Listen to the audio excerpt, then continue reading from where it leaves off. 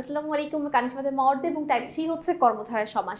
সমাসের যে কয়েকটা প্রকারভেদ আছে, দ্বন্দ্ব সমাস, কর্মধারয় সমাস, তৎপুরুষ এবং বহুব্রীহি, সবচাইতে বেশি প্রশ্ন আসে আমাদের কর্মধারয় সমাস থেকে। এবং আমার কাছে মনে হয় বাকি সব সমাসের চেয়ে কর্মধারয় সমাসটা শেখাটা একটু মজার। ঠিক আছে, কেন মজার? বইয়ের ভাষা শিখলে তার মজার না, কিন্তু এটার বেসিকটা আমি যেভাবে শিখাবো দেখবে সেভাবে যখন সমাধান করবে সব কর্মধারয় সমাস সহজ মনে হবে।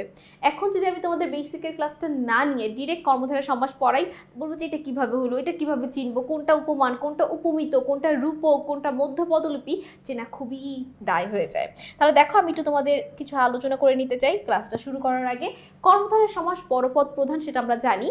কর্মধারয় সমাসের কিন্তু টোটাল 5টা প্রকারভেদ আছে। আর আগে যদিও 4টা প্রকারভেদ ছিল, কিন্তু এখন দ্বিগু সমাসটাকে অ্যাড করে দেওয়া হয়েছে। দ্বিগুটাকে অ্যাড করে দিয়ে এখন এটাকে কি করা হয়েছে?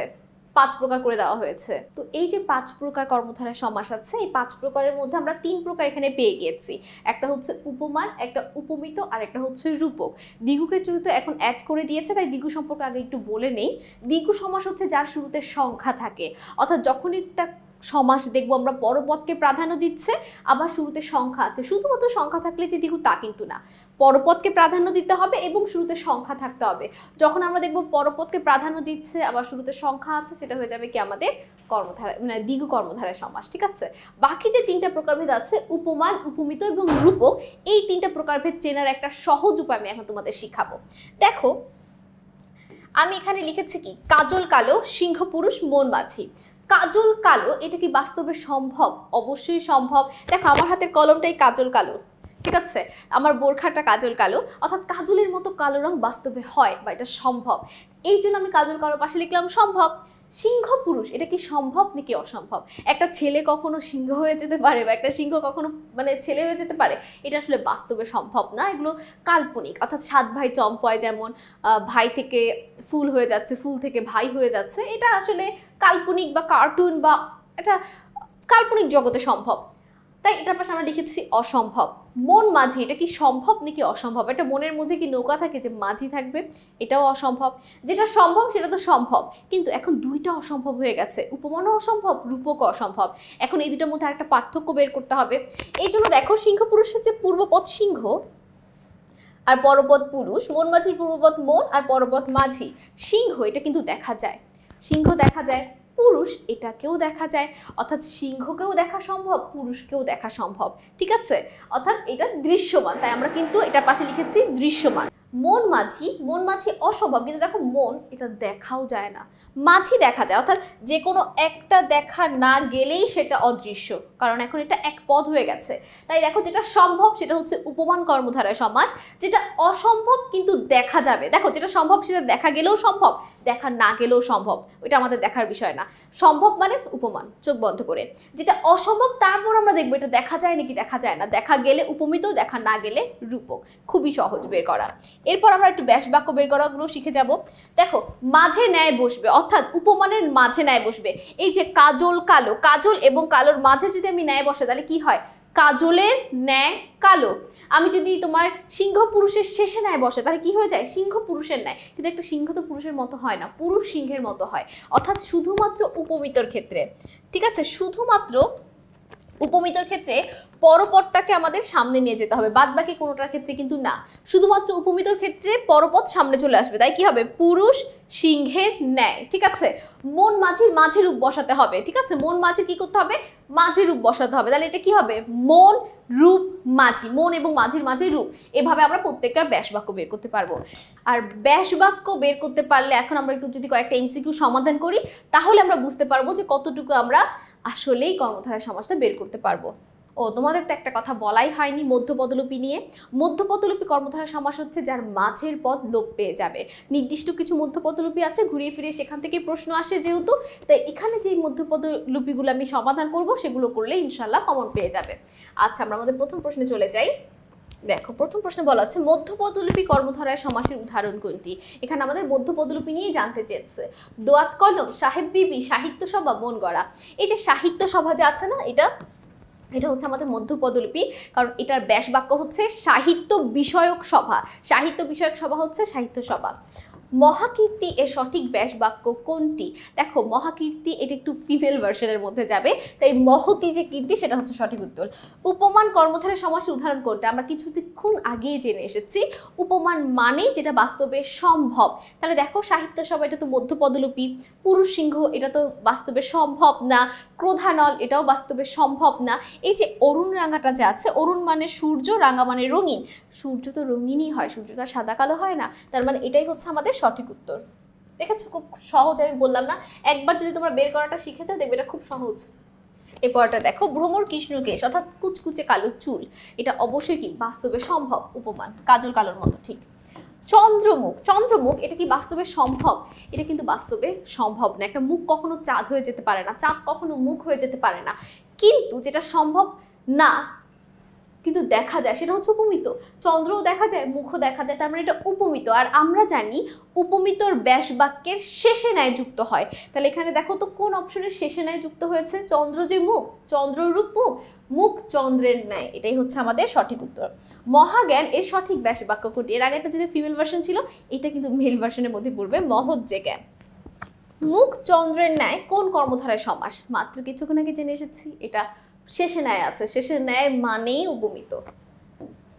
দেখেছো ব্যাস বাক্য দেখো চিনে ফেললাম।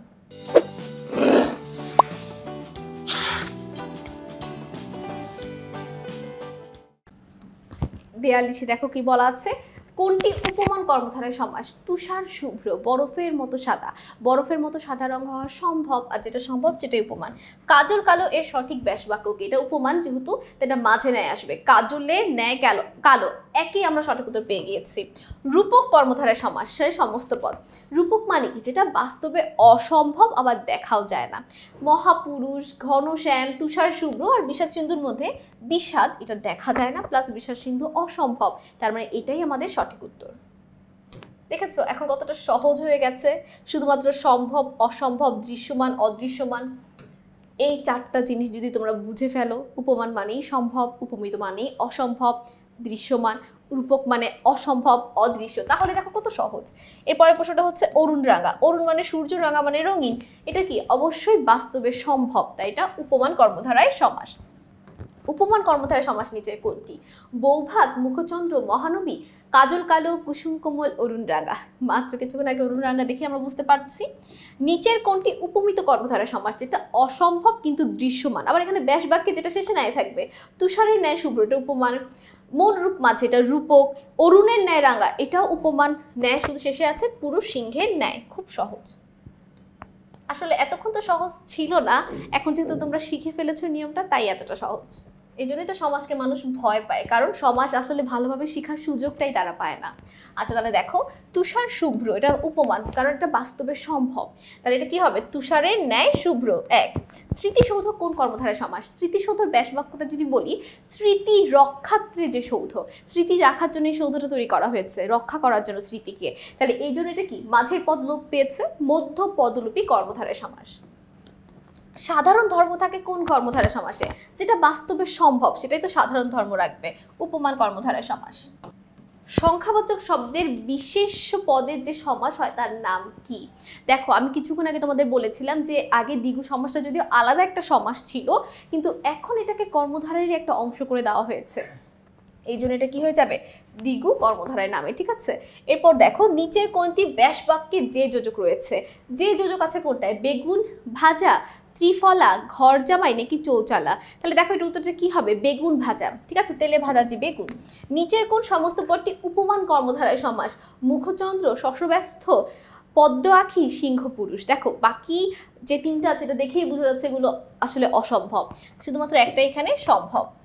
যার সাথে তুলনা করা হয় তাকে কি বলা হয়? যার সাথে তুলনা করা হয় তাকে উপমান বলা হয়। আলু সিদ্ধ কোন সমাসের উদাহরণ? সিদ্ধ যে আলু, কর্মধারয় সমাস। আচ্ছা তাহলে দেখো এই পরের প্রশ্নটা দেখো, বলা আছে নিচের কোনটি উপমিত কর্মধারয় সমাস? উপমিত কর্মধারয় সমাস হচ্ছে কি? চন্দ্রমুখ, কারণ আমরা দেখতে পাচ্ছি এটা হচ্ছে কি? অসম্ভব আবার দৃশ্যমান। নিচের কোনটি উপমেয় পদের সাথে উপমান পদের অভেদ কল্পনা রয়েছে? দেখো অভেদ কল্পনা মানেটা কি, যেটা বাস্তবেও সম্ভব না, কখনো কেউ দেখেও নাই, সেটাকেই তো কল্পনার নাম দেওয়া যায়। আর আমরা জানি রূপক একমাত্র সমাস যেটা আসলে বাস্তবেও সম্ভব না আবার দেখাও যায় না, তাহলে এটাই হবে অভেদ কল্পনা। তাই এটা উত্তরটা কি বিষাদ সিন্ধু, কারণ বিষাদ এটা দেখা যায় না। ঠিক আছে, কোনটি কর্মধারয় সমাস? হাতে কলমে, গোলা ভরা, পদ্ম আঁখি, পদ্ম আঁখি, তাই না, পদ্মের মতো আঁখি, এটা কি তুলনা করা বোঝাচ্ছে। নিচের কোনটি উপমান কর্মধারয় সমাসের উদাহরণ? কাজল কালো, চন্দ্রমুখ, মনমাছি, পদ্ম আঁখি। কাজল কালো যেটা বাস্তবে সম্ভব। উপমিত কর্মধারয় সমাস কোনটি? মনমাছি, চন্দ্রমুখ, ঘর জামাই নাকি কাজল কালো? উত্তর হচ্ছে চন্দ্রমুখ। দেখো এখান থেকে প্রত্যেকটা দেখো, Chattogram board, Cumilla board, Rajshahi board, Dhaka board, সবগুলো হচ্ছে বোর্ডের প্রশ্ন এবং খুবই গুরুত্বপূর্ণ। আমি কিন্তু প্রথমেই বলেছি যে কর্মধারয় সমাস থেকে সবচেয়ে বেশি প্রশ্ন এসে থাকে। এরপর দেখো রূপক কর্মধারয় সমাস উদাহরণ কোনটি? মহানবী, সাহিত্য সভা, মনমাছি, মহারাজ। আমি কিছুক্ষণ আগে যে তোমাদের বেসিক আলোচনা করেছি সেখানে আমি মনমাছি উদাহরণটাই দিয়েছিলাম। মহাজ্ঞানের সঠিক ব্যাসবাক্য কোনটা? মহান যে জ্ঞান নাকি মহা যে জ্ঞান, মহৎ যে জ্ঞান, মহতি যে জ্ঞান। আমরা এটা উত্তরটা একটু আগে জেনে এসেছি, মহৎ যে জ্ঞান। দ্বিগু সমাসের সমাস নিষ্পন্ন পদটি কোন পদ হয়? বিশেষ্য, বিশেষণ, সর্বনাম নাকি ক্রিয়া? দ্বিগু সমাস আমরা জানি এটা এখন কর্মধারয়ের একটা অংশ, আর এটা উত্তরটা হবে কি বিশেষ্য। আচ্ছা তাহলে দেখো এইটা উপমান কর্মধারয় সমাস কোনটি? মুখচন্দ্র, ক্রোধানল, ঘনশ্যাম বা তুষার শুভ্র, এটি হচ্ছে আমাদের সঠিক উত্তর। এরপর দেখো জৈনিক কোন সমাসের উদাহরণ? আমাদের টাইপটার নামই হচ্ছে কর্মধারয় সমাস, এখান থেকে তোমাদের বুঝারই কথা, এটা উত্তর কর্মধারায়। নীল যে পদ্ম, নীলপদ্ম কোন সমাস? যে আছে, যে দেখেই সহজে চেনা যায় যে সেটা কর্মধারয় সমাস। মেহেদি রাঙা এর সঠিক ব্যাস বাক্য কি? রাঙা যে মেহেদি, মেহেদি যে রাঙা, মেহেদি ও রাঙা, মেহেদি রূপ রাঙা, মেহেদি রূপ রাঙা। কোনটি রূপ পরপদ প্রধান সমাস? কর্মধারায় অব্যয়ভাব, দ্বন্দ্ব নাকি বহুব্রীহি? আমরা জানি কর্মধারায় সমাস এবং তৎপুরুষ সমাস, কিন্তু অপশনে যেহেতু তৎপুরুষ নেই উত্তর কর্মধারায় হবে। সিদ্ধ যে আলু, যে দেখে আমরা বুঝতে পারছি এটার উত্তরে কি হবে? কর্মধারায় সমাস। মহানবী কোন সমাসের উদাহরণ? দ্বন্দ্ব, বহুব্রীহি, কর্মধারায় নাকি তৎপুরুষ? উত্তর হবে কর্মধারায় সমাস। দ্বিগু সমাসের উদাহরণ কোনটি? সাত সমুদ্র, প্রতিদিন, নীলকণ্ঠ, মুখে ভাত। আমরা দেখতেই পাচ্ছি এখানে সংখ্যা আছে শুধু একটাতে, সেটা হচ্ছে 7, তাহলে এটাই হবে সঠিক উত্তর। দ্বিগু সমাস নিষ্পন্ন পদটি কোন পদ হয়? আমরা জানি বিশেষ্য বা নাউন হয়ে থাকে। নিচের কোনটি কর্মধারয় সমাসের উদাহরণ? আমরা এটা উত্তরটাও হাত ঘড়ি, হাতে পরে যে ঘড়ি। মধ্য পদলোপী কর্মধারয় সমাসের উদাহরণ কোনটা? মাঝের পদ লোপ পেয়েছে কোথায়? চৌরাস্তা, ঘি ভাত, চালাক চতুর নাকি টাক মাথা? এটার উত্তরটা কি হবে? ঘি ভাত, ঘিয়ে মাখা যে ভাত, তাহলে মাখা পদটি লোপ পাচ্ছে। নিচের কোনটি উপমেয় পদের সাথে উপমান পদের অভেদ কল্পনা রয়েছে? উত্তর হচ্ছে যেটা আমাদের রূপক হবে। কাজল কালো, মনমাঝি, তুষার শুভ্র নাকি চৌরাস্তা? আমরা এখানে দেখতে পাচ্ছি মনমাঝি হচ্ছে রূপক কর্মধারয় সমাস, আর অভেদ কল্পনা দ্বারা যেহেতু আমাদের অভেদ কল্পনা দ্বারা যেহেতু আমাদের রূপককে বোঝানো হয়ে থাকে, তাই উত্তরটা কি হবে? 2। নিচের কোনটি দ্বিঘু? দ্বিঘু মানে শুরুতে সংখ্যা, তাহলে দেখো এখানে 4টা অপশনের মধ্যে একটাতেই শুধু শুরুতে সংখ্যা আছে, ত্রিফলা, এর উত্তরটা হবে 4।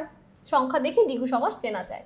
বিজয় পতাকা কোন কর্মধারয় সমাস? ঠিক আছে, এটা দেখি বুঝার কথা। মাঝের পদ লোপ পাচ্ছে, মধ্য পদলোপী কর্মধারয় সমাস। দ্বিঘু কর্মধারয় সমাস উদাহরণ কোনটা? চতুর্ভুজ, ত্রিফলা, সেতার, সাহেব, বিবি, গোলাম। এখানে 3টা অপশন এমন আছে যেখানে আমাদের শুরুতে সংখ্যা আছে, সেতার, চতুর্ভুজ আর ত্রিফলা। তার মধ্যে সেতার এবং চতুর্ভুজ হচ্ছে বহুব্রীহি সমাস, কারণ এরা পরপদকে প্রাধান্য দেয় না। এই জন্যই কিন্তু আমি বলেছিলাম যে শুরুতে শুধু সংখ্যা দেখে যে তুমি ভাববে এটা কর্মধারয়, সেটা কিন্তু উপায় নেই। দেখতে হবে কোনটা পরপদকে প্রাধান্য দিচ্ছে, আবার কোনটাতে সংখ্যা আছে। সংখ্যা এবং পরপদকে একসাথে যে প্রাধান্য দিবে সেই হচ্ছে আমাদের দ্বিগু সমাস। কোন ধরনের কর্মধারয় সমাসে উভয় পদই বিশেষ্য হয়? রূপক, মধ্যপদলোপী, উপমান নাকি উপমিত? তাহলে বলো এটা উত্তরটা কি হবে? দেখো কোন ধরনের কর্মধারয় সমাস উভয় পদই বিশেষ্য হয়? উপমিতর ক্ষেত্রে। ঠিক আছে, দুটির বিশেষ্য দিয়ে তৈরি করা হয়। তো আশা করি এই পর্বটি দেখার পর তোমাদের কারো কোনো সমস্যা থাকবে না। কর্মধারয় সমাস খুবই গুরুত্বপূর্ণ একটা সমাস, এই সমাস থেকে সবচেয়ে বেশি প্রশ্ন এসেছে, তোমরা দেখতেই পেয়েছো। তো আজকের ক্লাসটা এখানেই শেষ করছি। আসসালামু আলাইকুম, আল্লাহ হাফেজ।